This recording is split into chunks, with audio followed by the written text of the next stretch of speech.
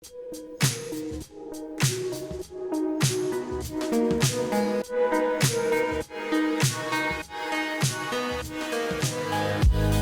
and welcome to this episode of Data Unchained.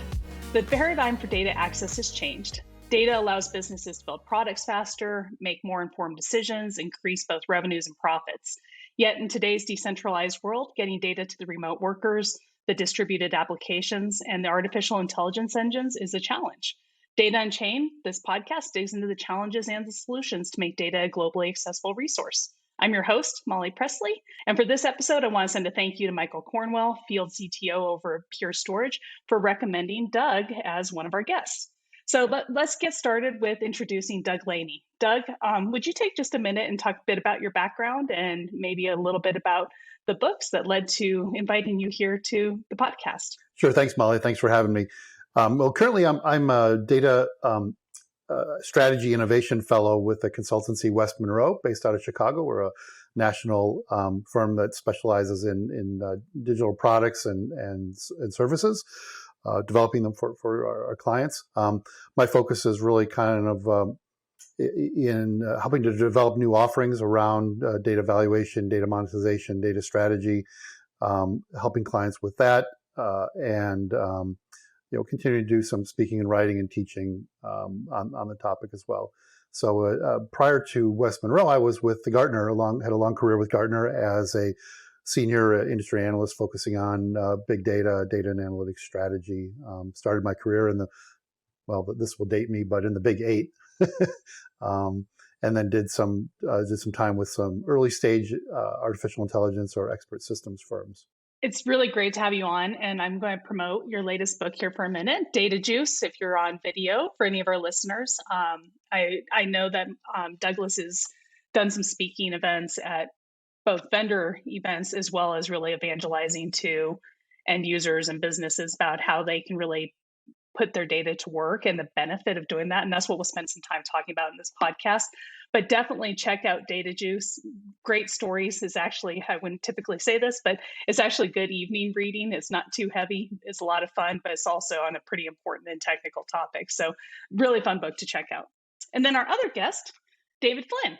David is a visionary in how access to data has evolved over the years. First, with the technical vision for what Pure Storage did, bringing NVMe and really high performance memory into systems to be able to provide higher performance.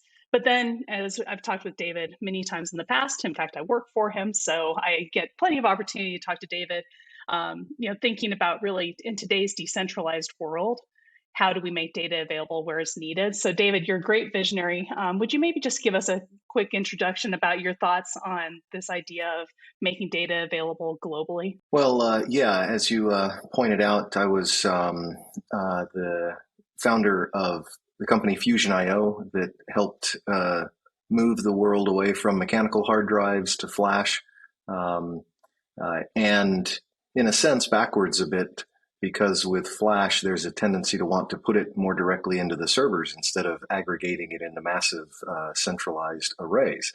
So I became keenly aware of the challenges of managing decentralized data, in this case across scale-out architectures within a data center. But you have an even larger similar challenge with managing decentralized data across whole data centers in support of a true model of cloud computing, of run anything anywhere without having to care about infrastructure concerns, and to enable the ability to have a geographically, globally distributed workforce, which has become increasingly important in the modern world. So, background has been at the lowest level with the media transition to Flash and the protocols, buses, controllers that have evolved because of that. And then more recently with Hammerspace at the data layer, with how you can have a single source of truth, a single file system that can live and exist across a fully decentralized environment. Thank you both for joining the podcast. The first topic I'd like to delve into is you think about how industry has evolved over the last 10 years. We've introduced the cloud, in the cloud is infrastructure, it's applications, it's a different model of architecting IT systems. And then we've also introduced this concept of big data, that you can analyze data and data sets to derive insights much quicker than a human brain could. So maybe first we could just talk a little bit about how do you see paradigms have shifted in data access and data architecture over the last 10 years? What kind of challenges are people encountering? What kind of paradigms need to shift for today? So let's go back to, I guess, the definition of how big data is defined. Back in when I was an analyst with Gartner, we realized that organizations were challenged with not only the growing size of data, particularly due to e-commerce and the internet, evolving in the late 90s and early 2000s, but and everybody was talking about big data in kind of terms of growing the size of data. But what we realized is that there were three facets to the challenge, and that was the growing speed of data as well, the velocity, and then also the range of data sources that were being created and potentially useful to an organization. So I first characterized those back in the late 90s or around 2000 as the kind of the three V's challenge of volume, velocity, and variety that a lot of people today use to kind of define big data. So, but we need to see them not only as challenges, but also as opportunities. So today I'm kind of focused more on the opportunistic side. David probably more on dealing with the challenges of big data. And I see that organizations that bring in a greater variety of data into their analytic environments are the ones that are really thriving today. Those that are dealing with high velocity data to make more real time kinds of decisions and on operational optimizations are the ones who are thriving as well. Not just those that are have a database or a cloud environment that's bigger than their competitors. It's interesting how those things compound to make the challenge of working with the data even more difficult. It'd be one thing if all you were doing was statically storing a large amount of data, but to have the amount of data times the rate at which you need to process it, and then all of the different sources. That's these things definitely add up to make it a bigger challenge. And I think in some ways we're running with that headlong into other macro challenges like the slow death of Moore's law and the challenge of getting the silicon scaling that we were used to. And that, with that, we no longer have the crutch that we used to of hardware supporting software being able to be sloppy. So we've seen the kind of introduction of a new role in a lot of organizations called the Chief Data Officer. Is that something, maybe Doug, as you think about the businesses you work with and the stories you tell, are you seeing that as pretty commonplace or a role that more organizations just who are getting started on big data initiatives are starting to invent? Definitely becoming more commonplace. In fact, in some industries, a chief data officer is being mandated, and in some government organizations as well. So here's kind of it intersects with another trend, which is that there was a day in which applications and data had to be inexorably linked and co-located and managed as a single entity. Today, we're in a world, you mentioned the cloud, Molly, that we can move data into the cloud and separate it from the applications and the systems that process it. This has really enabled us to think about, and I wrote about this in my first book, Infonomics, about the ability to manage technology and data separately. As we start to manage data and information as a separate asset, it makes sense that we have a leader to drive that. And that's really what the role of the chief data officer is about, to kind of complement the technology side of the house and also represent that, the economy today is really driven by data. Many people call data the new oil, which reflects a macro perspective and a correct one, that data is a driver of the economy the way oil was a century ago. But data has unique economic qualities that oil doesn't have that make it potentially much more valuable and useful than oil.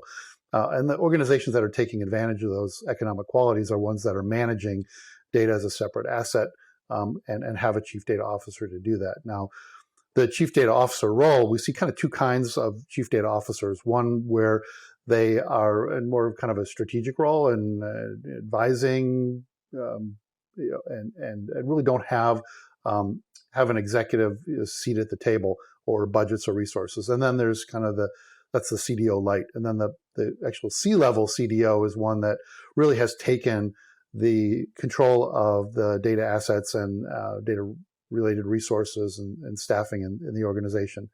And those are ones where we actually see those kinds of organizations doing more with their data than if they have just a CIO or a CDO light responsible for data assets. I'm very familiar with the data as the new oil. I've used it myself. I found it incredibly insightful what you had to say about that in your book. You just touched on it a minute ago, but I'd love to delve into a little bit more of the things that make it so unique versus, a real, oil. Would you like me to give a thumbnail? Yeah, sure. All please. Right. So when you consume a drop of oil, consider that you can only consume it one way at a time, right?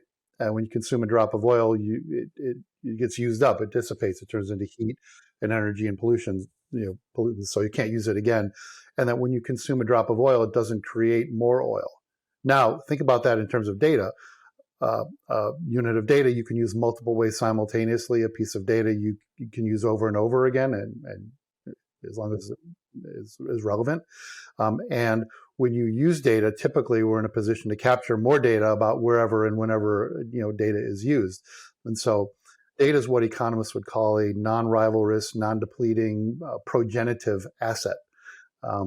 And oil doesn't have any of those characteristics. So again, the companies that are thriving today are those that are taking advantage of those unique characteristics. There are also some other differences, like data ostensibly is cheaper to store and transport or transmit than physical assets are. Can be transmitted electronically. You don't have to transmit it.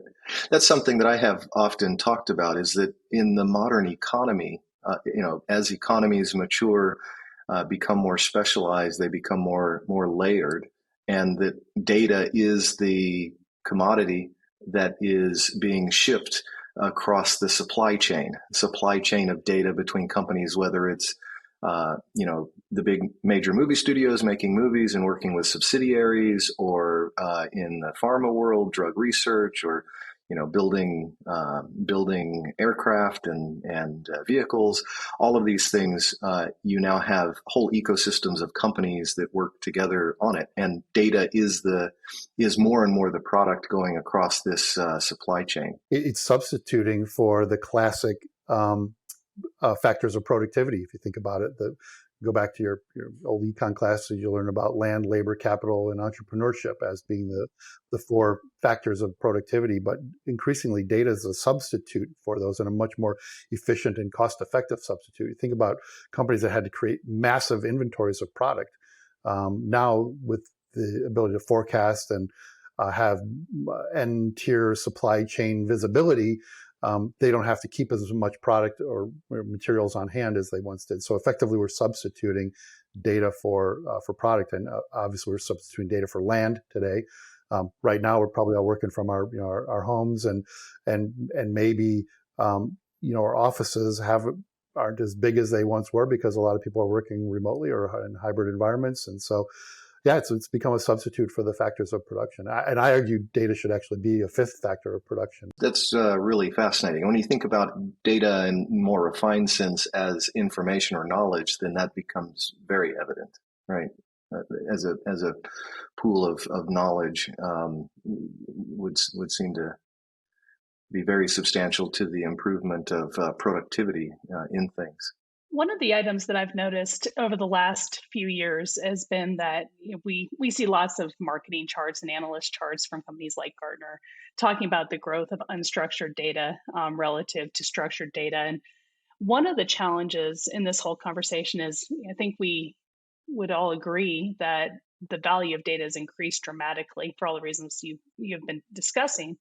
But getting access to that data, especially this massive unstructured data, has proven to be a challenge. People know how to store it, they know how to archive it, protect it, secure it, but really putting it to use has been a challenge.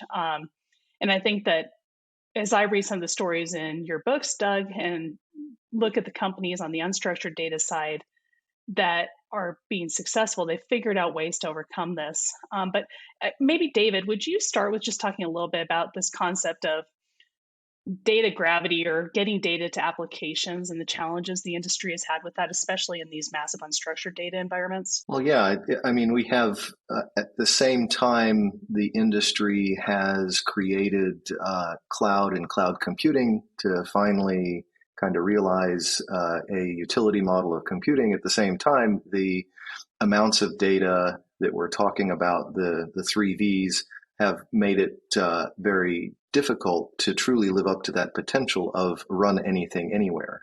You end up having to do the processing, at least in close proximity to where you have housed the data.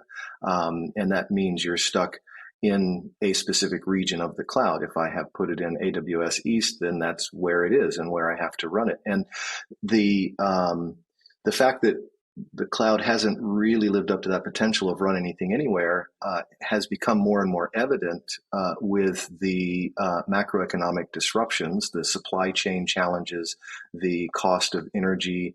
These things have driven up an awareness that, if I have to do all of my processing in London, where the locus of business operations are, I'm going to be paying 30-40% more than if I'm doing it in some place in rural Canada. It's kind of like it's driving us to a realization that the long time adage of moving the processing to your data, that's the conventional wisdom, that is violated when you realize that the processing is the thing which is more tethered to the real world. You have to actually deploy silicon. You have to have it powered and cooled. It has to be plugged into the power grid. And so you have locality when it comes to where you process it, and especially if it involves people and skills. So we need to be able to move the data to where you need to work with it, as opposed to the other way around. And David, this has an impact also on edge computing. So as we have devices that are increasingly expected to be smart and both producing and consuming data, that has an impact on infrastructure and architecture and moving computing to out of the cloud. Yeah, absolutely. It's interesting that there's a real debate going on right now in the world of, anybody that's using high-end workstations, like producing movies, animation, video games, what are they to do? Put a workstation in everybody's home and manage the data all the way down to that? Or use the cloud and virtual desktops and be able to run a virtual desktop in a cloud region nearby. But with that, you have to have, again, access to the source material data.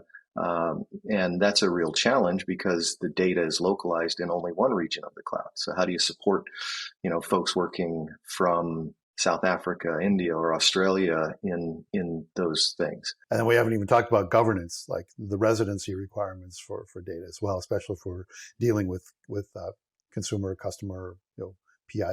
I definitely find when I talk about the shift in making data more accessible more broadly, often the first thing that comes up is, oh gosh, is this a security risk? Is this a governance compliance risk?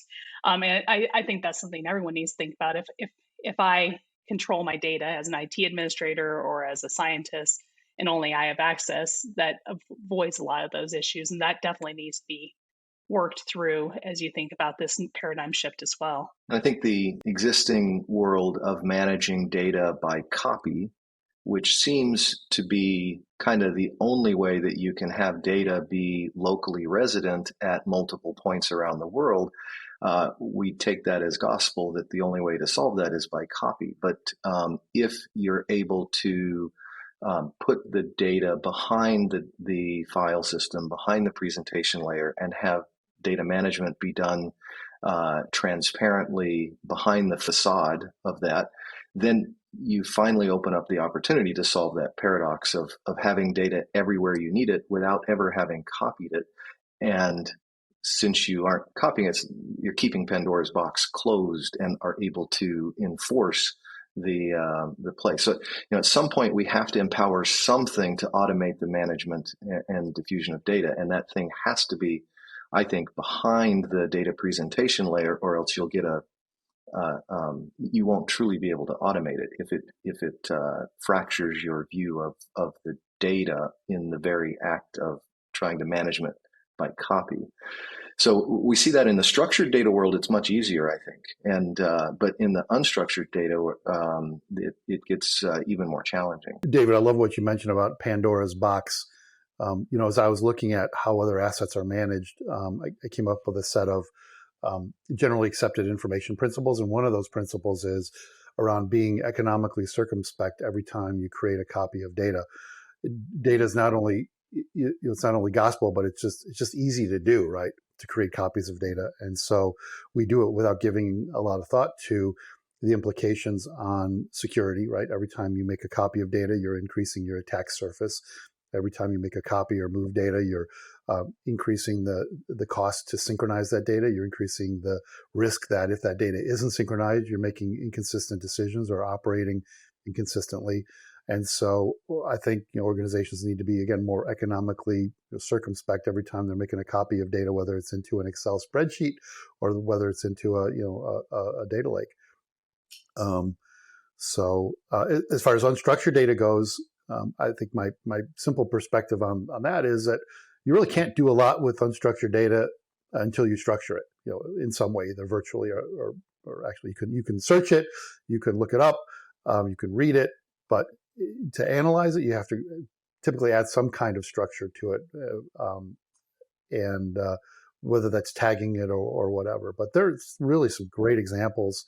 Molly, you mentioned the book, and so yeah, there's some great examples that we've collected over the years of how organizations are generating really unique value from their unstructured data. One is from Lockheed Martin, who I spoke to, and they kind of took this idea of generating leading indicators for their projects. We all use the standard project reporting method. We type up a status report, we send it to our managers, they aggregate the status report and type it up and send it up to their managers.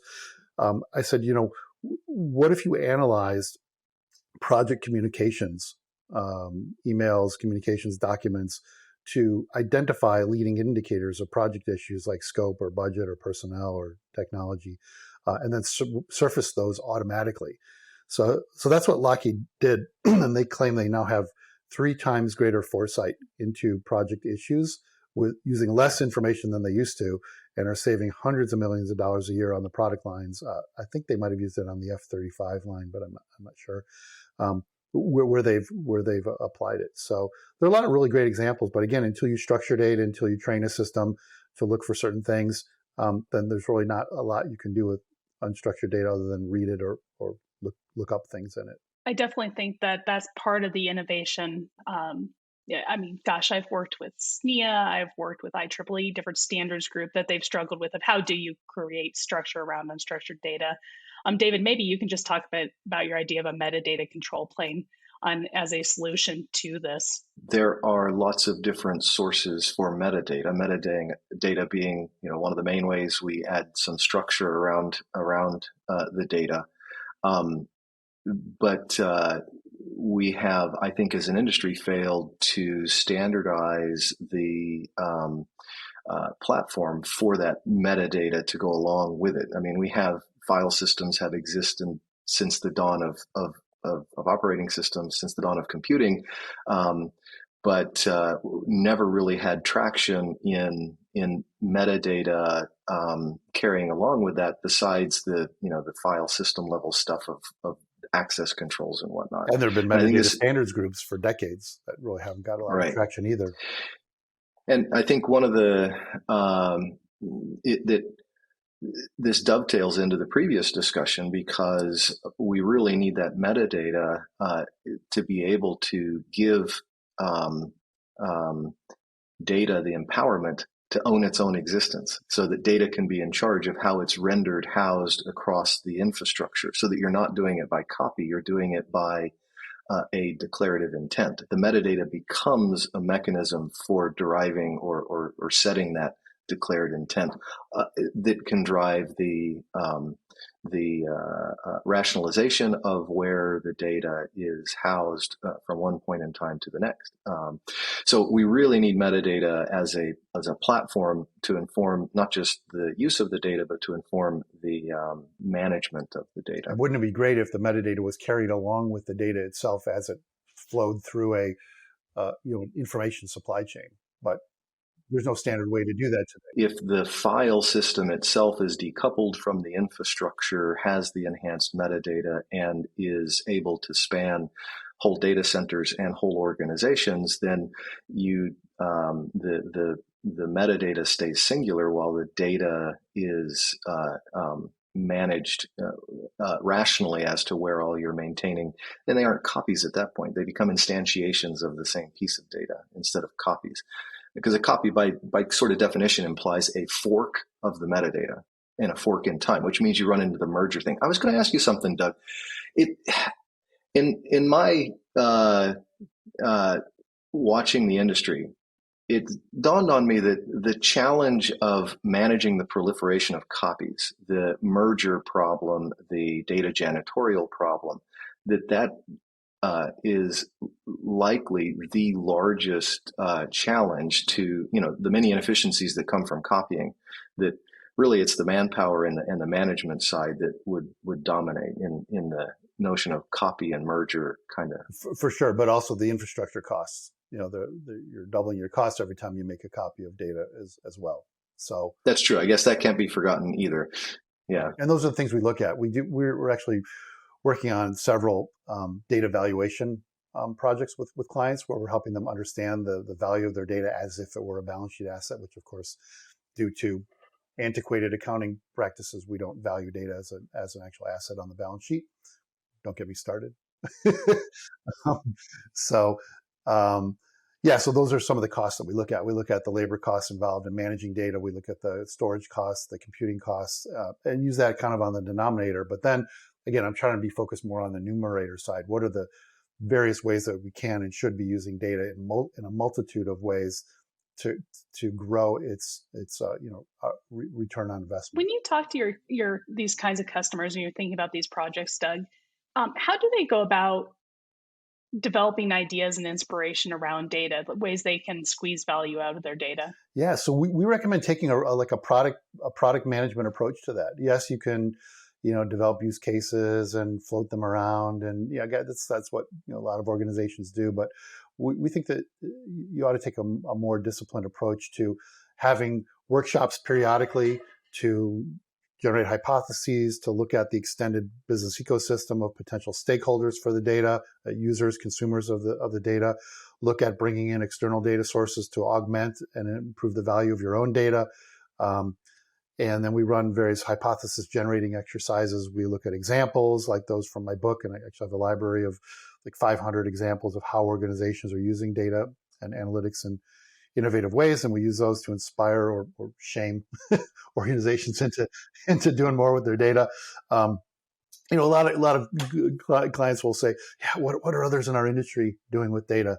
My flippant response to that is, why do you want to be in second place, right, or third place? Why not look at what others in other industries are doing and try to copy that or leverage that idea in your own industry and be the first one to do so? There's some cool examples of that, like how the city of Los Angeles is using seismic prediction algorithms to predict where crimes are occurring.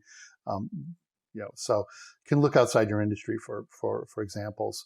But yeah, so wait, did I answer your question? I think I went down a rabbit hole there.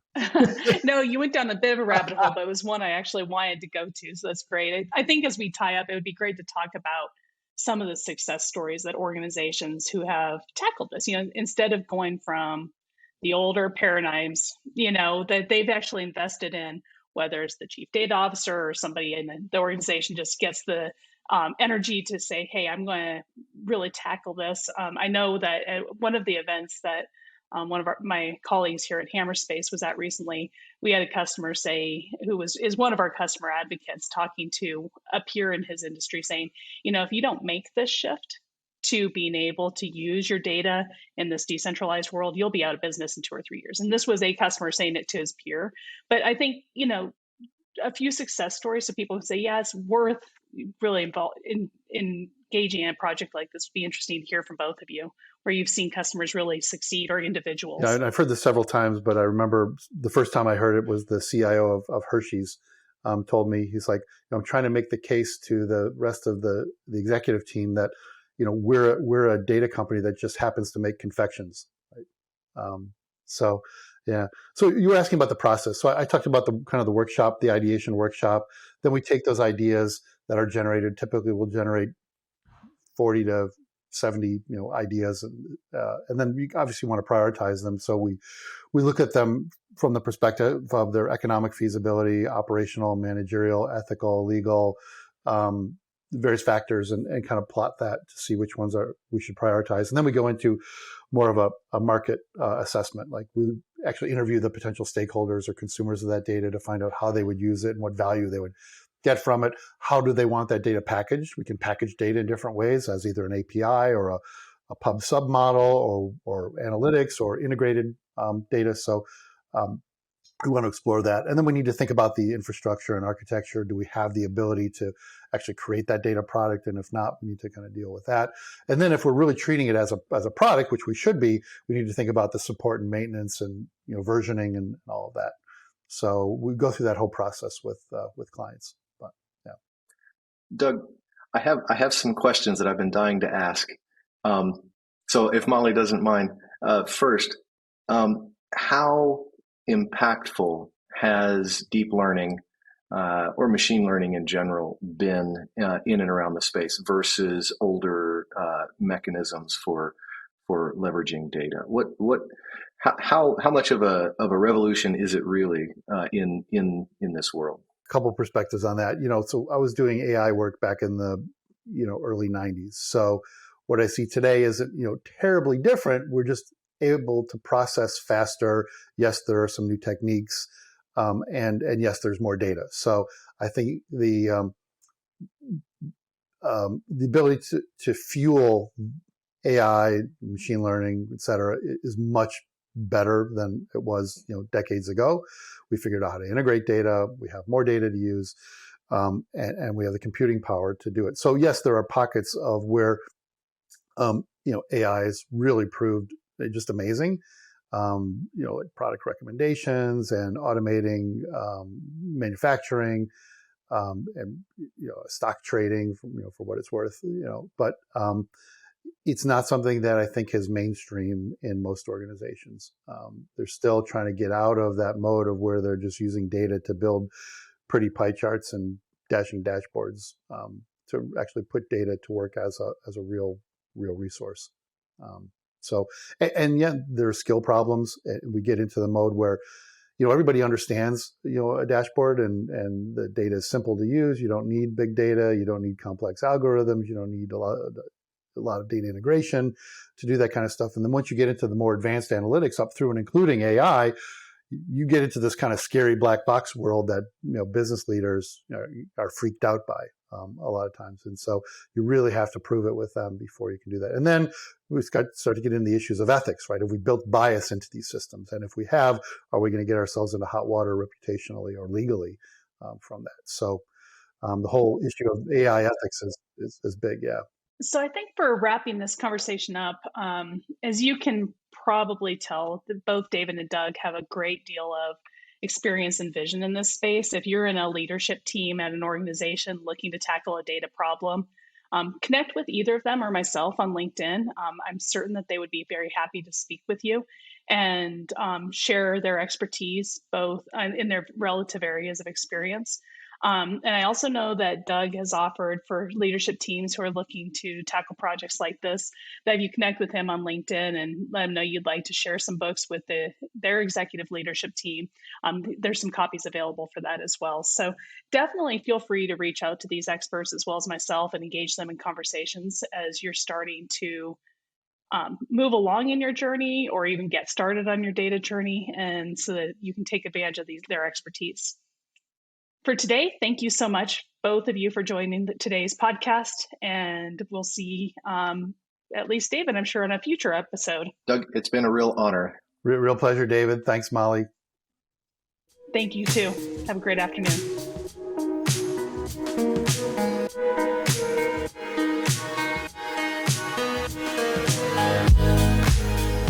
Thanks for listening to Data Unchained, powered by Hammerspace. To learn more, visit hammerspace.com. If you have a guest you would like to hear on the show, email me at molly@hammerspace.com.